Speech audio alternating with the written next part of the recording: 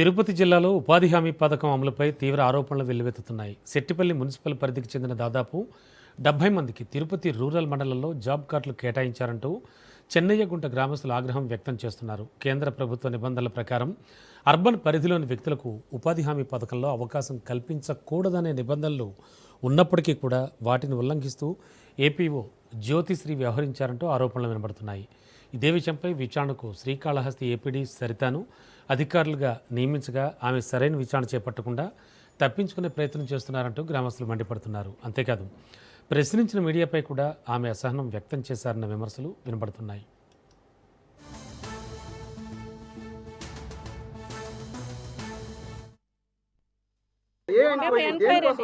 ఉపాధి హామీకి సంబంధించి ఆరోపణలు వచ్చాయండి. అర్బన్లో ఉన్నవి రూరల్లో చేశారన్నది అభియోగం ఉంది. దాని మీద మేము ఇప్పుడు ఎంక్వైరీకి వచ్చాం. మమ్మల్ని ఎంక్వైరీ చేయనీయకుండా మీరు మీడియా అంతా తీసుకొని వచ్చి ఏం జరిగిందంటే మేమేం చెప్పలేం. ఏపీఓ జ్యోతిశ్రీ గారి పైన ఎంక్వైరీ వేశారండి. భార్గవ్ అన్న అతను పీజీఆర్ఎస్లో కంప్లైంట్ ఇచ్చారండి కలెక్టర్ గారికి. ఇక్కడ అవినీతి జరుగుతుంది, అర్బన్లో ఉన్న వాళ్ళని తీసుకెళ్ళి రూరల్లో వర్క్ పెడుతున్నారు అనేసి. దానికి సంబంధించి ఒక 13 పేర్లు ఇచ్చారు. వాళ్ళని అందరినీ కూడా రమ్మని చెప్పాం. మేము వాళ్ళని ఇప్పుడు ఎంక్వైరీ చేయాలి. మేము అది మీరు మమ్మల్ని చేయనీయట్లేదు. ఏం జరిగిందంటే మేమేం చేయలేం కదా ఎంక్వైరీ. నా క్లయింట్ భార్గవ్ ఉపాధి హామీ పథకంలో ఏమంటే రూరల్లో జరుగుతున్న అన్యాయాలు చూసి ఇలా నిజమైన బెనిఫిషియర్లకి అందరం లేదు అనే ఆవేదనతో ఒక కంప్లైంట్ రేజ్ చేశారు.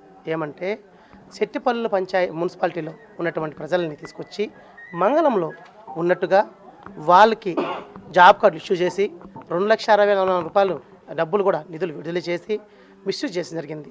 అదేవిధంగా సెట్టిపల్లిలో మున్సిపాలిటీలో ఉంటూ వాళ్ళకి వేరే వేరే పంచాయతీలు పద్మావతిపురం కావచ్చు, మంగళం కావచ్చు, గాంధీపురం కావచ్చు, ఇలా పంచాయతీలలో కూడా డబ్బులు వాళ్ళు బిల్లులు పెట్టి డబ్బులు తీసుకుంటూ ఉన్నారు. అయితే క్లియర్ కట్గా గ్రామీణ ఉపాధి పథకం ఏం చెప్తుంది? జీవో మున్సిపాలిటీ వాళ్ళకి వర్క్ పెట్టకూడదు అని చెప్తుంది. కానీ ఈ అధికారులు ఏ విధంగా వాళ్ళ మున్సిపాలిటీ అర్బన్లో ఉన్నటువంటి వారికి ఏ విధంగా పెడుతున్నారు? మొత్తం వస్తే నేను ఎంక్వైరీ చేయలేను.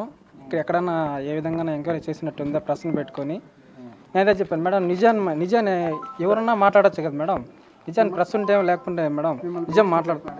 సరిత మేడం కాళశ్రీ ఏపీడీఓ విచారణ అధికారి ఎంక్వైరీ కోసం వచ్చింది మేడం.